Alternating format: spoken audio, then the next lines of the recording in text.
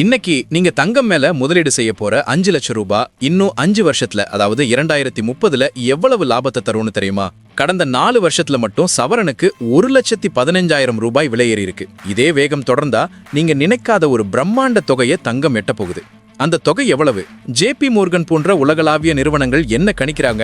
இதை பத்தி தான் இந்த வீடியோல நாம விலாவாரியா பார்க்க போறோம். வீடியோவோட முடிவுல ஒரு முக்கியமான சீக்ரெட் டிப்ஸ் இருக்கு, அதையும் மிஸ் பண்ணிடாதீங்க. முதல்ல இப்போதைய மார்க்கெட் நிலவரத்தை பார்த்துடலாம். 22 கேரட் தங்கம் 1 கிராம் 170 ரூபாய் உயர்ந்து 14,420க்கும், ஒரு சவரன் 1,360 ரூபாய் உயர்ந்து 1,15,360க்கும் விற்பனையாகுது. இதே போல 18 கேரட் தங்கம் 1 கிராம் 12,350க்கும், ஒரு சவரன் 98,800க்கும் விற்பனை செய்யப்படுது. அதே போல வெள்ளி 1 கிலோ 2,85,000 ரூபாயை தொட்டிருக்கு. ஆனா கடந்த வாரம் 120ல இருந்த வெள்ளி இப்போ 80க்கு கீழே வந்திருக்கு. இது முதலீட்டாளர்களுக்கு ஒரு மிகப்பெரிய வாய்ப்பு. ஏன் இந்த விலை ஏற்றம்? வெறும் டிமாண்ட் மற்றும் காரணம் இல்ல.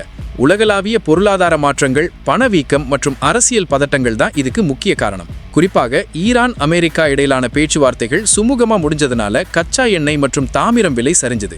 ஆனா தங்கம் எப்போதுமே பாதுகாப்பான முதலீடா பார்க்கப்படுது. 2000ல இருந்து 2025 வரைக்கும் பாத்தீங்கன்னா தங்கத்தோட ஆண்டு வளர்ச்சி விகிதம் சுமார் 14 விழுக்காடா இருக்கு. இது வேற எந்த முதலீட்டிலையும் இவ்வளவு நிலையா கிடைக்கிறது கஷ்டம். இப்போ முக்கியமான கேள்விக்கு வருவோம். 2030ல தங்க விலை என்ன ஆகும்?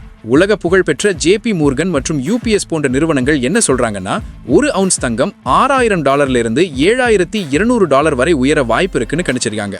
இதோட இந்திய மதிப்புப்படி பார்த்தா இன்னைக்கு நீங்க போடுற 5 லட்சம் ரூபாய் 2030ல் சுமார் 12 முதல் 15 லட்சம் ரூபாயாக மாற வாய்ப்புகள் அதிகம். ஏன்னா 2026 இறுதிக்குள்ளேயே ஒரு அவுன்ஸ் தங்கம் $6,300 தொடும்னு எதிர்பார்க்கப்படுது.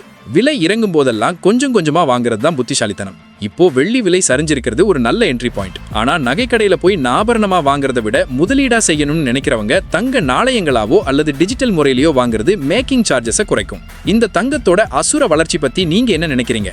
2030ல ஒரு சவரன் எவ்வளவு வரும்னு நீங்க கணிக்கிறீங்க? அதை கமெண்ட்ல சொல்லுங்க.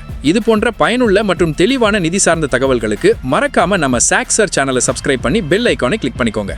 அடுத்த ஒரு சுவாரஸ்யமான வீடியோல உங்களை சந்திக்கிறேன். நன்றி.